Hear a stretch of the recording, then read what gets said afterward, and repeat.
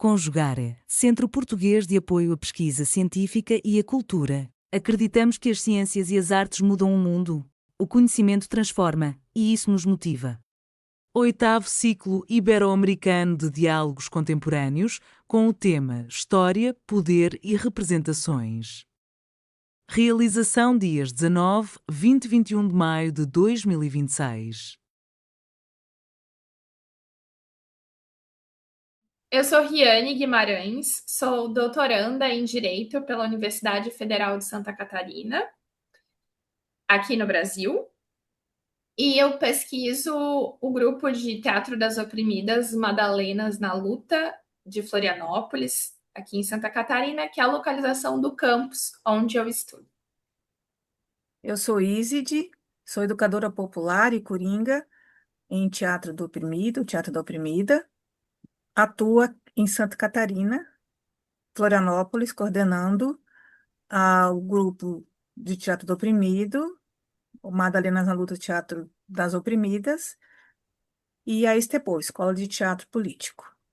Olá, meu nome é Juliane Odinino, eu sou professora da Faculdade Municipal de Palhoça, que fica em Santa Catarina, aqui no Brasil. Sou doutora em Ciências Humanas, ministro aulas de Sociologia e Antropologia. Faço parte do Estepô Florianópolis e Estepô Palhoça, aqui na região da Grande Florianópolis também. E o objetivo nosso aqui, então, dessa comunicação, é apresentar um pouco da experiência do cortejo Nenhuma Menos, que aconteceu esse ano, em 2026, para o 8 de março. Ele ocorre todos os anos desde 2017, né? Ele é uma experiência, então, fruto do Teatro do Oprimido, do Teatro das Oprimidas, cujo mote, então, é a denúncia, a reflexão para as formas de combate à violência contra as mulheres. Essa experiência, então, começa em 2017. Nesse grupo, Madalenas na Luta Teatro das Oprimidas, existe desde 2010. O objetivo deste grupo é, então, investigar, experimentar e produzir a arte teatral a partir das opressões específicas contra a mulher. Em 2017, nós fizemos esse cortejo atender a uma proposta política militante nossa de estar junto com outras mulheres, ao mesmo tempo denunciando o feminicídio, que é a forma extrema da violência contra a mulher, mas denunciando essa situação com as outras opressões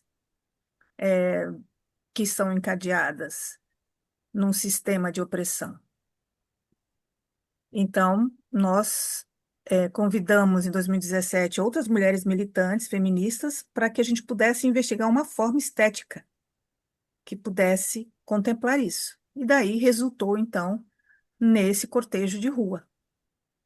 Neste ano de 2026, nós apresentamos o cortejo e apresentamos ele no centro de Florianópolis, que é um local onde circula muitas pessoas, de diversas pessoas, diversas classes sociais, e como é um lugar comercial, a nossa ideia é ter condições de falar da nossa luta e fazer essa performance artística para além de um público que tenha interesse em teatro. Então, a gente escolhe esse espaço público que é a rua, esse espaço público onde está o comércio, num dia em que as pessoas estão trabalhando, para que a gente possa invadir esse espaço também para ser um espaço de discussão. Então, nesse cortejo, nós iniciamos falando sobre feminicídios, denunciando feminicídios. Cada uma de nós fala de alguma mulher que tenha sido assassinada, a sua idade, como foi assassinada e o local onde foi assassinada, na tentativa de produzir memória, não só para nós, mas também para outras pessoas, para que esse tipo de violência, que é a última violência que pode ser feita contra uma mulher, que é a sua própria morte, seu assassinato, não seja normalizado.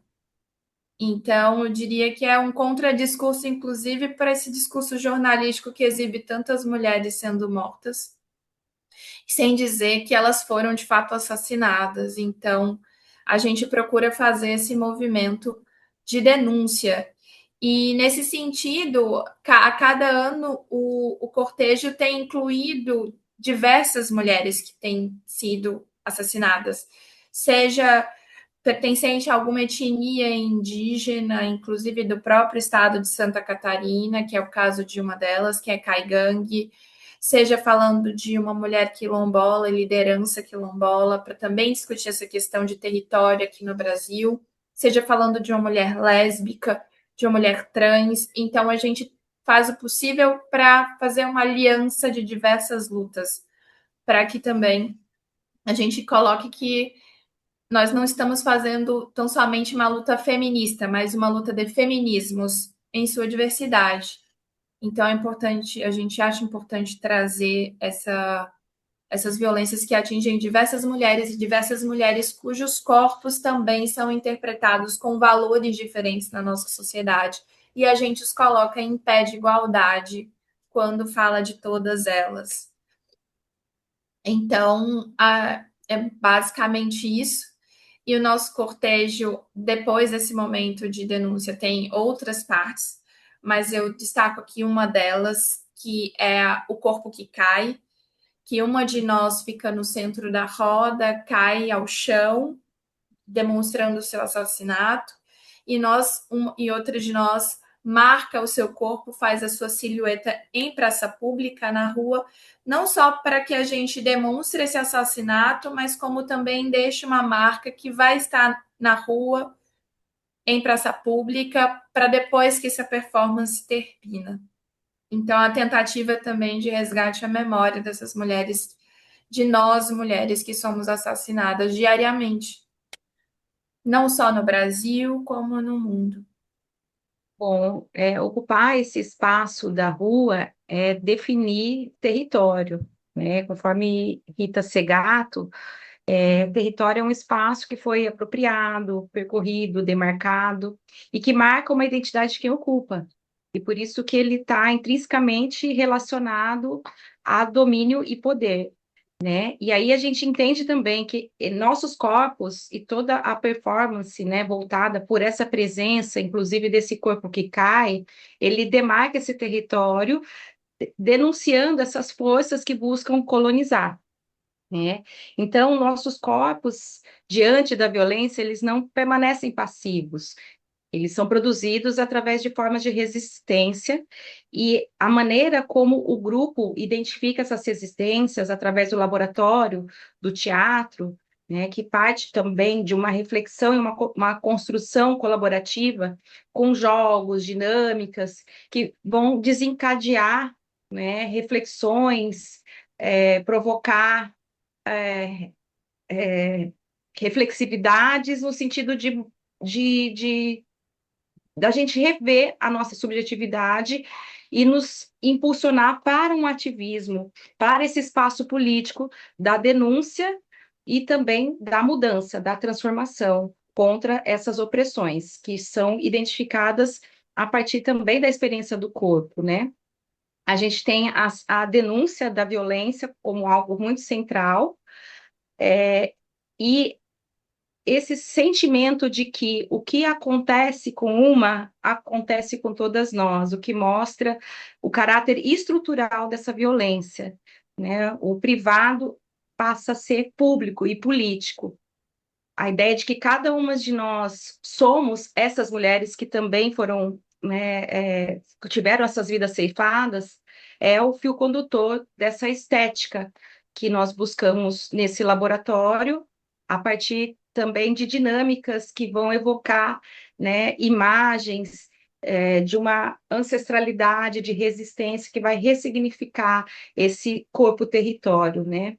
Então, a partir dessa identificação da violência, a gente vai mapear as múltiplas dimensões que vão sendo demarcadas no nosso corpo a partir dessa estrutura machista, misógina, patriarcal, que opera através desse controle e subjugação das nossas identidades.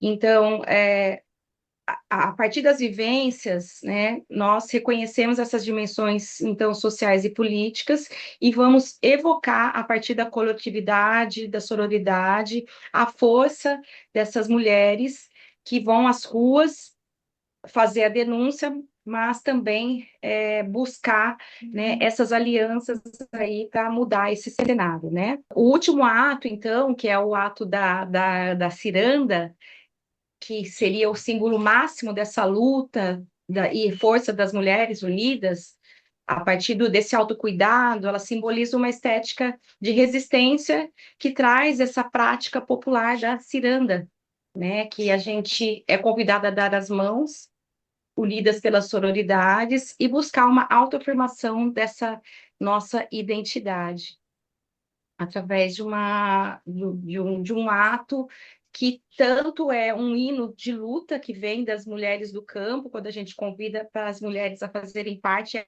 adentrar espaço, né, onde acontece a performance, de mãos dadas, como também traz uma esperança, né, para que a gente possa modificar esse cenário a partir da sensibilização desse público, né? Vale lembrar que esse espaço da rua, conforme já foi falado, é um espaço que a gente ocupa e se depara também com reações contrárias, né? Com falas do tipo, ai, vai lavar louça, o que mostra que o lugar das mulheres ainda é o lugar do doméstico, né? Do espaço privado, né? Como se a gente não pudesse ocupar as ruas. Então, além dessas barreiras, a gente também observa outras reações de empatia e identificação de pessoas que se emocionam e se integram, então, à performance na ciranda final, né?